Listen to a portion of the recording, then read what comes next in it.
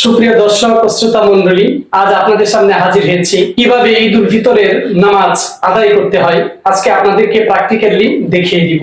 আমরা সর্বপ্রথম ঈদ উল ফিতরের নামাজের নিয়ত করে নিব যে আমি ঈদ উল ফিতরের 2 রাকাত ওয়াজিব নামাজ অতিরিক্ত 6 তাকবীরের সহিত ইমামের পেছনে আদায় করছি। এভাবে নিয়ত করার পর আমি তাকবীর দিব, আল্লাহু আকবার। হাত বাঁধার পর সর্বপ্রথম আমরা সানা করব। সানা শেষ হওয়ার পর আমরা ঈদ উল ফিতরের 6টি অতিরিক্ত তাকবীরের প্রথম রাকাতে প্রথম 3টি অতিরিক্ত তাকবীর আমরা এখন দিয়ে দিব এবং প্রত্যেকটি তাকবীর দেওয়ার সময় আমরা উভয় হাতকে নিচের দিকে ছেড়ে দিব। অতিরিক্ত 3টি তাকবীরের প্রথম তাকবীর দিচ্ছি, আল্লাহু আকবার। দ্বিতীয় তাকবীর দেওয়া হচ্ছে, আল্লাহু আকবার। তৃতীয় তাকবীর দেওয়া হচ্ছে, আল্লাহু আকবার। তৃতীয় তাকবীর দেওয়ার পর আমরা সাথে সাথে হাত বেঁধে নিব। এরপর সূরা ফাতিহা তেলাওয়াত করব সর্বপ্রথম, তথা আলহামদু শরীফ করব।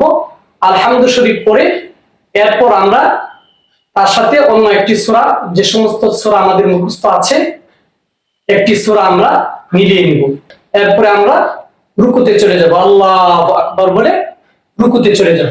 এভাবে রুকুতে যাওয়ার পর আমরা রুকুর তাসবিহ আদায় করব। আমরা 3 বার বা 5 বার, কমপক্ষে 3 বার পড়তে হবে। তো 5 বার অথবা 7 বার আমরা পড়ে নিব।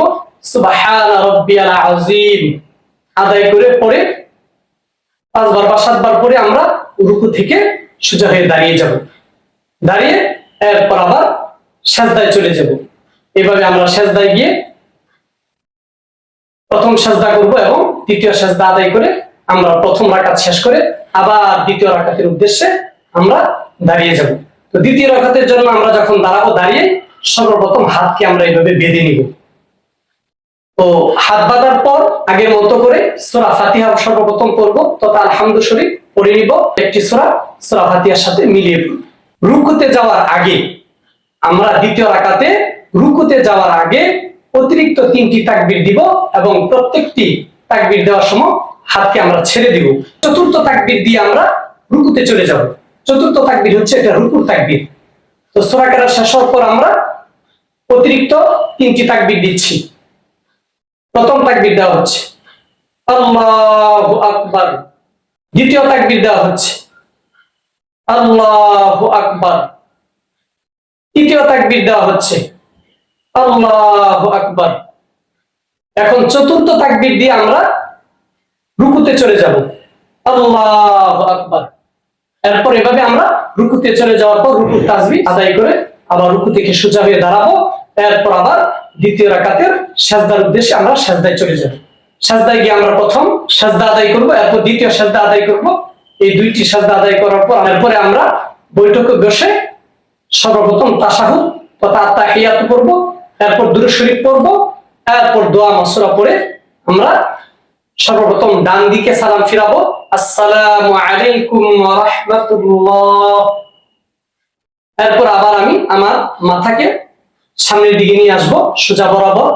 এরপর আবার বাম দিকে সালাম ফিরাবো, আসসালামু আলাইকুম ওয়া রাহমাতুল্লাহ।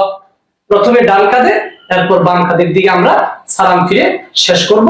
এরপরে খুতবা পড়া হবে। খুতবা পড়ার পর আমরা দোয়া মোনাজাত করব। দোয়া মোনাজাতের সময় আমরা এভাবে 2 হাতের মাঝখানে অল্প পরিমাণ ফাঁকা রেখে হাতের তালুগুলো আমরা আকাশের দিকে রাখবো। রেখে এভাবে বুক বরাবর, সিনা বরাবর এভাবে হাতকে উত্তোলন করে আমরা আল্লাহর কাছে দোয়া প্রার্থনা করব। তবে এই পুরো নামাজটার ভিতরে সবচেয়ে অত্যন্ত গুরুত্বপূর্ণ রক্ষণীয় বিষয় হচ্ছে 2টি। আমরা দেখা যায় বছরে ঈদ উল ফিতর এবং ঈদ উল আজহা 2 বার নামাজটা হওয়ার কারণে এই নামাজটার ভিতরে আমাদের পেছ লেগে যায়, ভুল হয়ে যায় এবং অনেকটা মানসিক ভাবে আমরা এই প্রথম রাকাত আর দ্বিতীয় রাকাতের মধ্যে পার্থক্য হচ্ছে যে প্রথম রাকাতের মধ্যে সূরা কেরাতের আগে অতিরিক্ত 3 তাকবীর দিতে হয়, আর দ্বিতীয় রাকাতের মধ্যে সূরা কেরাতের পর অতিরিক্ত 3টি তাকবীর দিতে হয়। এটা যদি আমরা খেয়াল রাখি তাহলে এই পার্থক্যটা যদি আমরা নির্ণয় করতে পারি তাহলে অবশ্যই আমাদের নামাজের মধ্যে পেছ লাগবে না আর ভুল হবে না। এটা অতিরিক্ত 6টি তাকবীর যখন দেওয়া হবে বা ইমাম সাহেব যখন অতিরিক্ত 6টি তাকবীর দিবেন, অবশ্যই আমরা আমাদের হাতকে তাকবীরের সময় সোজা নিচের দিকে ছেড়ে দিব, হাতকে বাঁধবো না। অবশ্যই আমরা আমাদের হাতকে তাকবীর দেওয়ার সময় আল্লাহু আকবার, আল্লাহু আকবার, আল্লাহু আকবার অতিরিক্ত তাকবীরের সময় আমরা হাতকে এভাবে সোজা নিচের দিকে ছেড়ে দিব। এরপরে আমরা হাতকে বেঁধে সূরা কিরাত পড়া শুরু করব। এই দুইটা বিষয় যদি আমরা খেয়াল রাখি, প্রথম রাকাত আর দ্বিতীয় রাকাতের মধ্যে পার্থক্য, আর দ্বিতীয় বিষয় হচ্ছে তাকবীর দেওয়ার সময় হাতগুলো আমরা ছেড়ে দিব, তাহলে আর নামাজটা আমাদের ভুল হবে না, সুন্দরভাবে আমরা যথাযথভাবে আদায় করতে পারবো।